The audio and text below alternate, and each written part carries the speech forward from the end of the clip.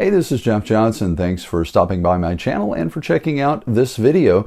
This is week 55 in my journey with throat cancer. To be more specific, it was Oropharyngeal Squamous Cell Carcinoma. Say that 10 times real fast.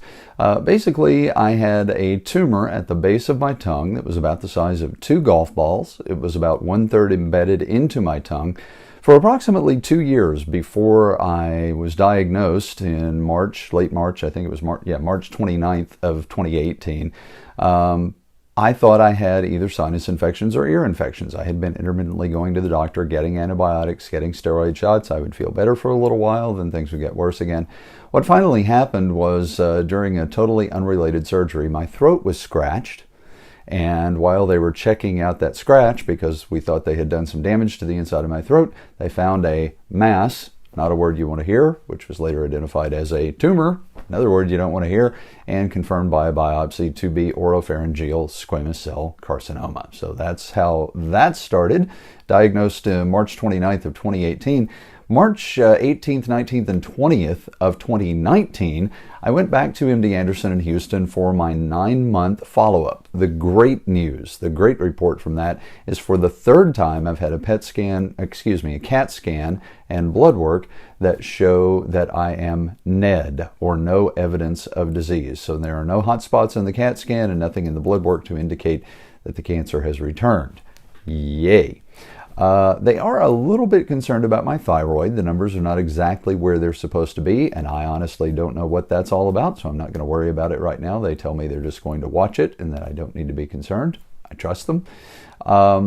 The troubling part of the report came when I asked if I could go back to the office 2 days a week. I have been even through my treatment, working from home, or when I was in Houston at MD Anderson working from the apartment, for most of that time. I missed probably 2 or 3 weeks of work total, different days that I just was not able to do anything.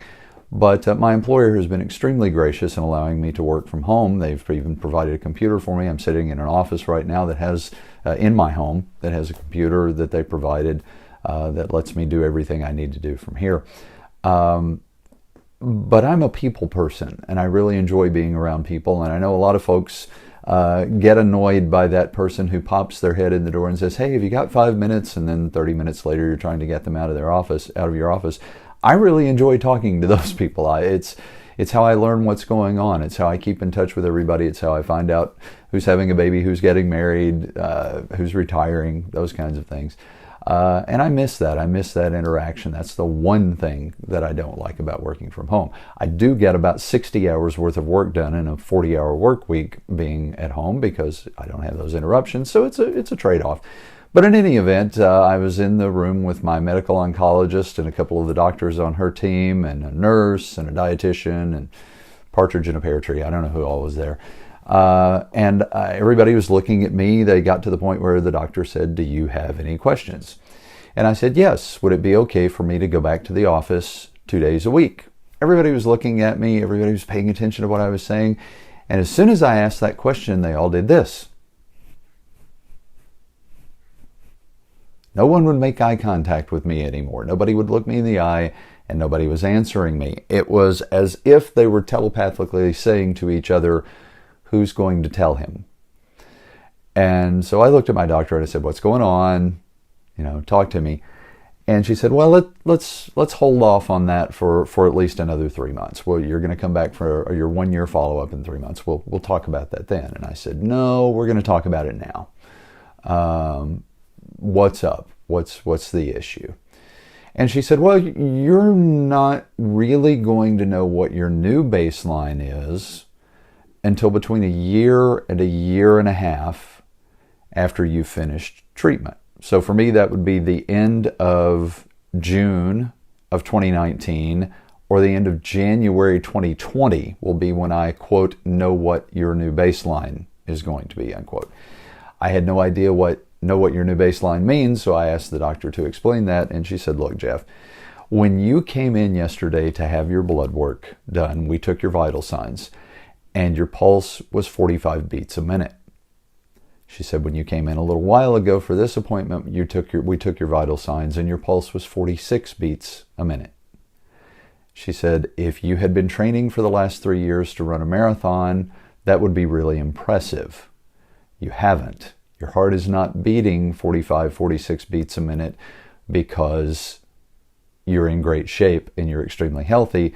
Your heart is beating at that extremely slow rate because it is probably damaged, possibly from the chemotherapy. And so when there's physical damage done to the heart, whether it's temporary or permanent, it can cause changes in heart rate, it can cause arrhythmias and that kind of thing. So there is a possibility that damage has been done to my heart by the chemotherapy. And what she's saying is that for another 3 to 9 months, we won't know. She said that I will not know for another 3 to 9 months whether my side effects are going to get better or worse. At the end of that period, I will know that they're not going to get any worse, but I will also know that they're not going to get any better.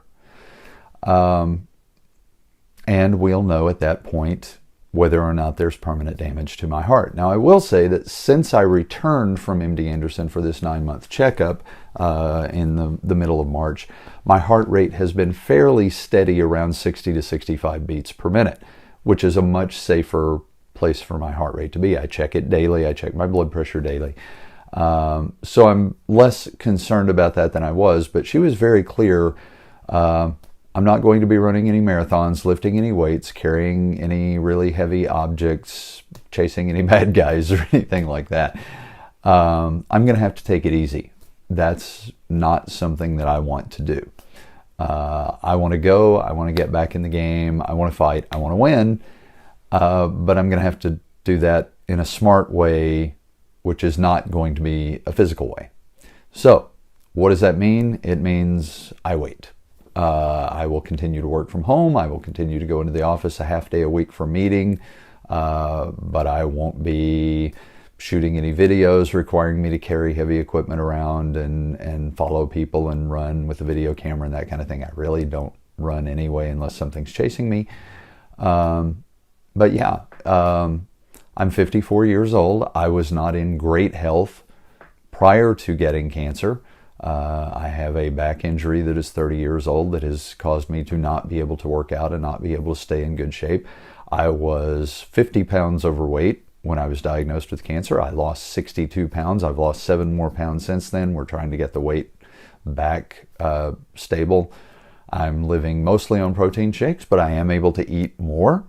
Not more quantity, but different foods and more frequently. The pocket in my throat still causes a great deal of pain. So that's the update for now. 3 months from now, we'll start the discussion about what my new baseline is. And I have a feeling, based on the reaction that I got in the March 2019 9-month follow-up evaluation, that we're not really going to have that conversation until the end of January 2020. But that's okay. You know what? I'm alive. I still have my warped sense of humor. I am still around to annoy my wife and embarrass my 13-year-old daughter. And I say that playfully and lovingly. They have been incredible through this, and it's great to still be here with them. So, thanks for watching the video again. I would love it if you would leave comments or questions below the video. As always, I mention I am not a medical professional and I don't want to play one on social media. So if you ask medical questions, I'm going to refer you to the fine folks at MD Anderson Cancer Center in Houston.